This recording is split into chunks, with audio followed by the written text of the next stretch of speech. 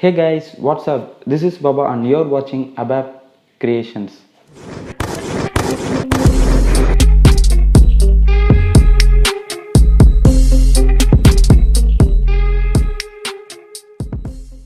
So that's it.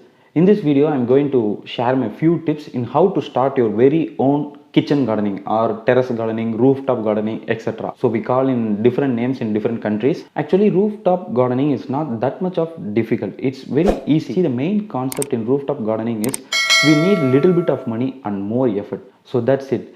We need less money, and what are all the things we have, we can use that effectively. So in this video, I'm going to share my few tips in how to start your own rooftop gardening. So just follow those steps and you are on your way to start your own terrace gardening. So let's begin.